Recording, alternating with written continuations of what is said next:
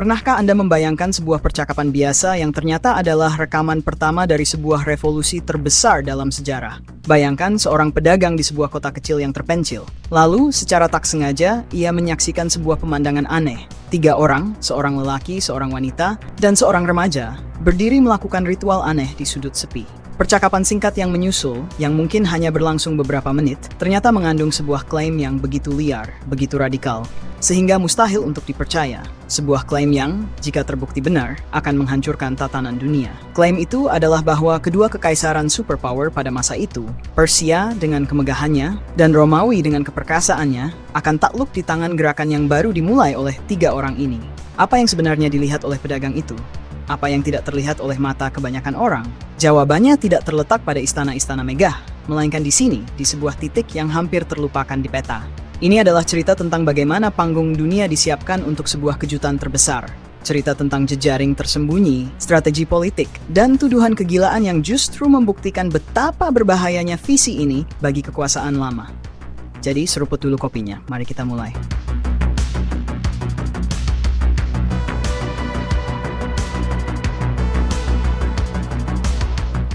Dua raksasa itu membelah dunia menjadi 2 poros kekuasaan. Di timur, di seberang sungai Tigris, berdiri megah Ctesiphon, ibu kota Kekaisaran Persia Sasania. Di sana, di balik tembok-tembok tinggi yang menjulang, Shahanshah, raja segala raja, memerintah atas sebuah imperium yang membentang dari tepi sungai Oxus hingga dataran Yaman. Istana-istananya dipenuhi emas, permata, dan sutra, dijaga oleh pasukan elit yang dikenal sebagai dewa keabadian. Kekuasaannya tampak tak terbantahkan. Warisan peradaban yang telah berusia ribuan tahun. Dan di barat, menghadap ke selat Bosporus, Konstantinopel, mutiara Kekaisaran Romawi Timur, berdiri tegak sebagai benteng kekristenan dan warisan legiun-legiun Caesar.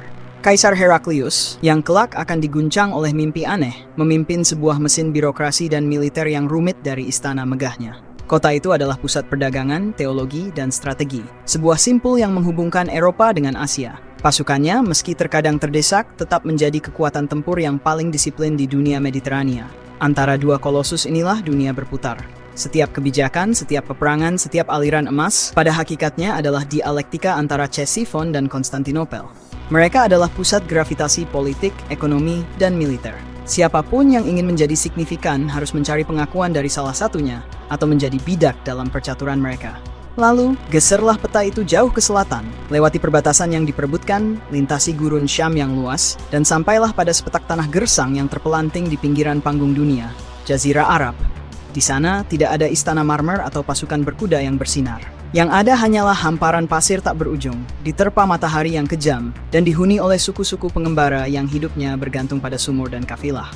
Dan di tengah kegersangan ini, seperti sebuah oasis yang keras, terdapat Mekah. Sebuah kota kecil yang hidup dari 2 hal, sumur Zam-Zam dan rute perdagangan. Kotanya tidak indah, rumah-rumahnya terbuat dari batu dan tanah liat, jalannya berdebu. Kekuatannya tidak terletak pada pasukan, melainkan pada sebuah kubus batu tua yang disebut Ka'bah, situs pemujaan bagi ratusan berhala yang menjadi tujuan ziarah berbagai kabilah Arab. Kekuasaan di Mekah diukur dengan jumlah unta, pengaruh dalam suku, serta kendali atas perdagangan rempah-rempah dan kulit. Dari sudut pandang para raja di Ctesiphon dan Konstantinopel, Mekah hanyalah sebuah catatan kaki, sebuah titik terpencil yang mungkin sekali luput dari peta-peta mereka. Sebuah komunitas pedagang keras kepala yang tak layak diperhitungkan dalam kalkulasi kekuasaan global. Namun di sanalah, di celah-celah bebatuan lembah yang tandus itu, di tengah bayang-bayang Ka'bah yang dipenuhi patung-patung, sebuah kekuatan sama sekali baru sedang bersiap untuk lahir. Sebuah kekuatan yang tidak akan mengakui poros kekuasaan lama. Sebuah visi yang akan menantang dasar-dasar kedua imperium tersebut. Dan yang paling mengejutkan, para aktor utamanya bahkan belum menyadari bahwa panggung yang jauh lebih besar telah disiapkan untuk mereka. Revolusi-revolusi besar seringkali justru datang dari tempat yang paling tidak terduga. Panas Mekah pada musim haji terasa berbeda, bukan hanya terik matahari yang memantul dari batu-batu coklat, tetapi juga kepadatan manusia dari segala penjuru jazirah. Dalam kerumunan itu, seorang pedagang bernama Afif Al-Kindi mencari sesuatu yang lebih dari sekadar transaksi. Ia mendatangi rumah Al-Abbas, paman Nabi yang dihormati, sekaligus seorang yang paham lika-liku perdagangan dan politik Quraisy. Percakapan mereka adalah percakapan sesama pedagang, berbumbu kabar tentang kafilah dan pasar. Lalu, tiba-tiba, sebuah pemandangan aneh menarik perhatian Afif. Seorang laki-laki keluar dan berdiri menghadap Ka'bah. Gerakannya tenang, namun penuh keyakinan. Ia mulai melakukan rangkaian gerakan yang tidak lazim, berdiri, rukuk, sujud. Bagi mata yang belum terbiasa, ini adalah sebuah ritual asing, sebuah pemisahan diri dari hingar-bingar penyembahan berhala di sekelilingnya. Sebelum Afif sempat bertanya, seorang wanita muncul dan berdiri di belakang laki-laki itu, mengikuti setiap gerakannya dengan khidmat. Tak lama kemudian, seorang remaja belia menyusul, mengambil posisi di samping mereka. Dalam kesunyian yang nyaris terasa berat, ketiga figur itu membentuk formasi minimalis, namun sangat kuat di tengah luasnya pelataran Ka'bah. "Wahai Abbas," tanya Afif, suaranya berbisik penuh rasa ingin tahu, "agama apakah ini?" Ibnu Atsir dalam Al-Kamil fi Al-Tarikh mencatat percakapan ini dengan cermat. Namun kecermatannya, seperti kecermatan banyak ulama klasik, seringkali hanya terpaku pada satu aspek, siapa yang pertama kali syalat bersama Nabi. Perdebatan panjang pun tercipta, apakah Ali bin Abi Thalib, seperti yang tersirat dalam riwayat ini, ataukah Zaid bin Haritsah. Para penulis sirah dan tarikh sibuk merinci urutan keislaman, seolah-olah menentukan peringkat tersebut adalah kunci utama untuk memahami momen bersejarah ini. Mereka, dalam upaya mulia untuk mendokumentasikan sejarah, justru sering melewatkan pesan bom waktu yang diucapkan oleh Al-Abbas sebagai jawaban.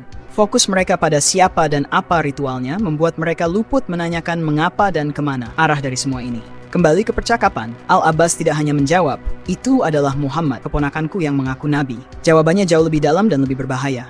Dengan nada yang mungkin campur aduk antara kekaguman seorang keluarga dan keheranan seorang politisi yang pragmatis, Al-Abbas menyodorkan visi yang mustahil. Dan ia mengklaim bahwa harta karun Kisra, yaitu Persia, dan Kaisar, yaitu Romawi, akan dibukakan untuknya.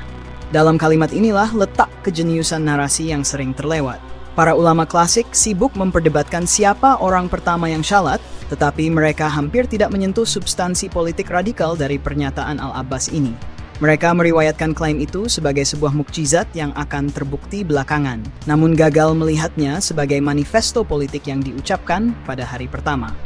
Bayangkan kembali adegan itu.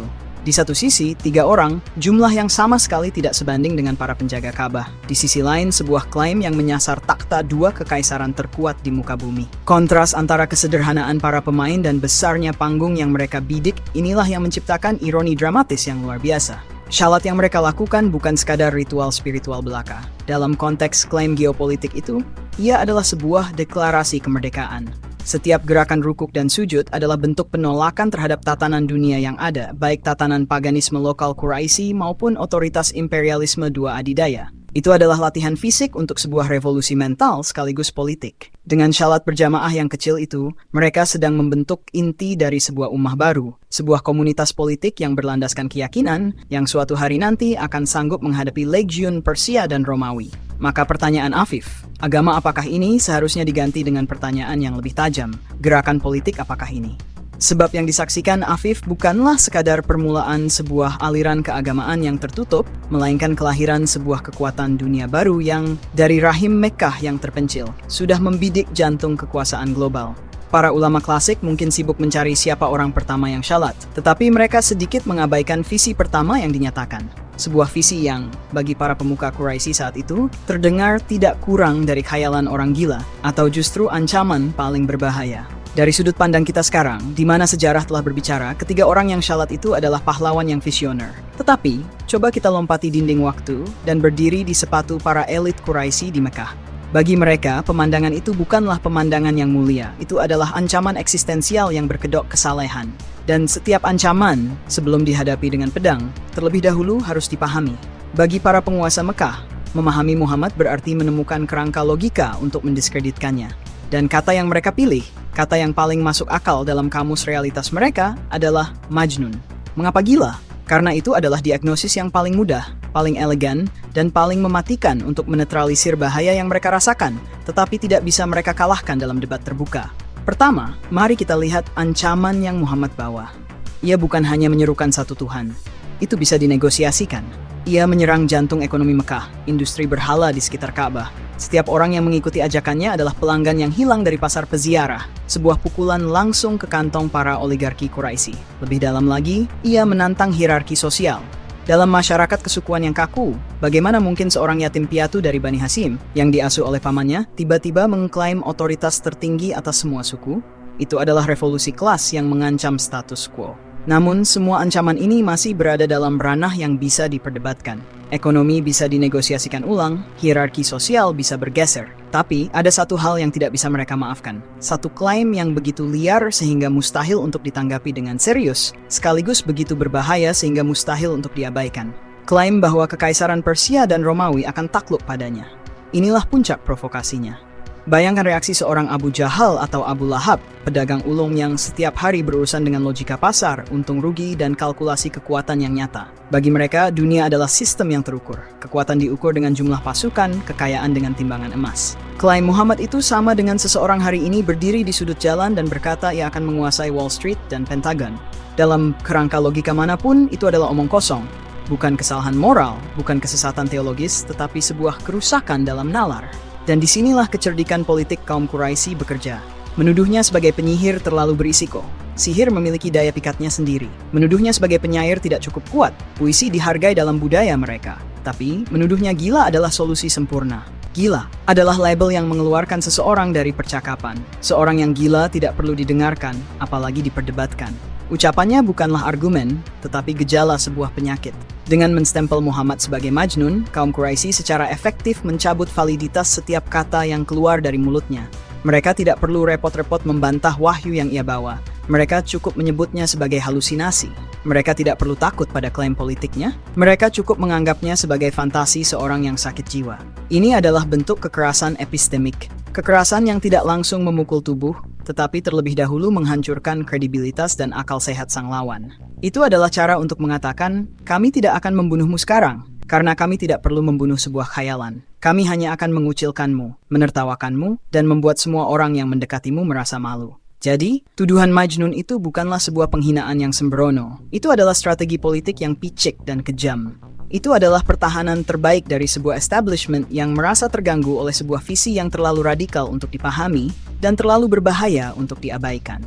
Mereka memilih untuk tidak memerangi visinya, tetapi menyangkal akal sehat dari sang pembawa visi itu sendiri. Dalam ketidakmampuan mereka untuk memahami gempa yang akan datang, mereka memutuskan untuk menyebut sang pemberi peringatan sebagai orang gila. Itu adalah logika kekerasan yang paling masuk akal bagi mereka yang matanya tertutup oleh cahaya kekuasaan mereka sendiri. Dan Afif Al-Kindi, sang pedagang dari Kindah, pun pergi. Ia meninggalkan Mekah dengan segunung pertanyaan dan sebuah pemandangan aneh yang terpatri dalam ingatannya. Bertahun-tahun kemudian, ketika kabar tentang Futuhat Islam, penaklukan-penaklukan yang mengguncang dunia, mulai bergema di seluruh jazirah, barulah gambaran itu kembali dengan kejernihan yang menyiksa. Kabar itu menyebutkan sebuah nama, Muhammad. Dan kabar itu berbicara tentang kejatuhan kekaisaran-kekaisaran. Pada saat itulah, di tengah kesibukan tuannya yang mungkin sudah tak lagi berdagang, kalimat itu terngiang kembali. Bukan kalimat Abbas, tetapi kalimatnya sendiri, keluar dari mulutnya sendiri sebagai sebuah desahan penyesalan yang dalam. Andai saja aku adalah orang keempat. Kalimat ini bukan sekadar penyesalan seorang tua yang melewatkan peluang untuk masuk surga. Ini adalah ratapan seorang saksi sejarah yang menyadari bahwa ia pernah berdiri tepat di tepi jurang di mana sebuah era baru dilahirkan, dan ia memilih untuk berbalik badan. Ia bukan hanya menolak sebuah agama, ia menolak sebuah undangan untuk menjadi bagian dari legenda. Pada saat itu, harga tiket untuk menjadi orang keempat masih gratis. Hanya diperlukan sedikit keberanian untuk melangkah maju dan membentuk syaf yang keempat. Afif merindukan kemurnian dan kesederhanaan momen ketika iman adalah sebuah tindakan paling radikal yang hanya dilakukan oleh segelintir orang di tengah permusuhan dunia. Penyesalan. Afif adalah penyesalan universal setiap orang yang melihat sejarah bergerak meninggalkannya. Ia adalah simbol dari mereka yang mampu melihat kebenaran, tetapi tidak memiliki keberanian untuk memeluknya ketika harganya masih murah. Ia adalah si pembeli yang ragu-ragu, yang ketika akhirnya yakin, harga pasar telah melambung tinggi, tak terjangkau. Dan dari sudut pandang kita sekarang, narasi Afif ini menjadi sebuah epilog yang sempurna untuk prolog kekuasaan ini. Ia memberikan skala manusiawi pada sebuah peristiwa yang akan membesar menjadi gelombang sejarah raksasa. Ia mengingatkan kita bahwa semua ini berawal dari sebuah pilihan sederhana yang dibuat oleh segelintir orang di sebuah pagi yang sunyi. Pilihan Muhammad untuk percaya pada wahyu, pilihan Khadijah untuk percaya pada suaminya, pilihan Ali untuk percaya pada pamannya, dan pilihan Afif untuk tidak memilih. Dari ketiga dan kemudian empat dengan Abu Bakar, orang inilah sebuah kekuatan lahir yang akan mengubah peta dunia selamanya. Visi tentang penaklukan dua kekaisaran adidaya yang ditertawakan di Mekah beberapa dekade kemudian akan menjadi kenyataan yang literal. Baitullah yang dulu dikelilingi berhala akan disucikan, dan syalat yang dilakukan oleh 3 orang dalam kesunyian itu akan bergema 5 kali sehari dari istana-istana di Damaskus hingga ke tepian sungai Oksus, mengalahkan gemuruh pasukan Persia dan Romawi. Kisah Afif mengajarkan satu hal, sejarah seringkali tidak memberi tanda peringatan yang besar. Ia berbisik, dan hanya mereka yang telinga hatinya cukup tajam dan nyalinya cukup besar, yang akan mendengar bisikan itu dan menjawab, "Aku siap menjadi yang keempat." Hatur nuhun semuanya. Sekian dan sampai jumpa. Mudah-mudahan Gusti Allah setuju.